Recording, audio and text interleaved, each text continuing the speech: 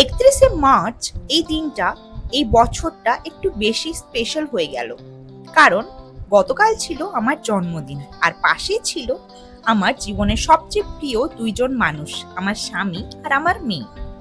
সময়ের পাতায় লেখা এক নতুন অধ্যায়, ভালোবাসার ছোঁয়ায় আজ জীবনটা আরো সুন্দর হয়ে উঠল। এই সুন্দর মুহূর্তটা উদযাপন করার জন্য আমরা বেছে নিয়েছিলাম উত্তর কলকাতার এক বিখ্যাত রেস্টুরেন্ট কস্তুরী, যেটা তার অসাধারণ বাঙালি খাবারের জন্য পরিচিত। রেস্টুরেন্টে ঢুকতেই মনটা ভালো হয়ে গেল।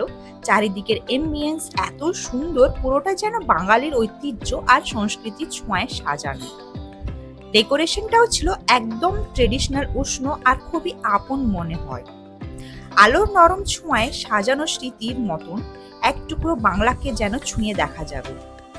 মনে হচ্ছিল যেন কোনো রেস্টুরেন্টে নয়, এটি একটি বাঙালি বাড়ির উৎসবের মধ্যে এসে পড়েছি। খাবারের কথা বললে আমরা অর্ডার করেছিলাম 2টা মিনি থালি, একটা ছিল সর্ষে পাবদা মিনি থালি আর আরেকটা ছিল জাম্বো ভেটকি পাতুরি মিনি থালি। এর সাথে নিয়েছিলাম ইনাদের সিগনেচার ডিশ কচু পাতা দিয়ে চিংড়ি, যেটি সত্যি অসাধারণ হয়েছিল।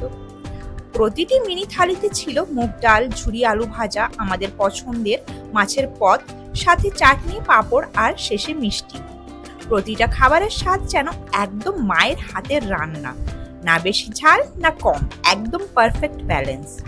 ফ্লেভার, টেস্ট সবকিছু মিলিয়ে একদম নস্টালজিক অনুভূতি। স্বাদের ভেতর লুকিয়ে থাকে শৈশবের গল্প, প্রতিটা গ্রাসে ফিরে পাই আপন ঘরের অনুভূতি। এইভাবে আমার জন্মদিনটা ভালোবাসা, হাসি আর দারুণ বাঙালি খাবারের সাথে কাটিয়ে দিনটা হয়ে রইল একদম মনে রাখার মতন।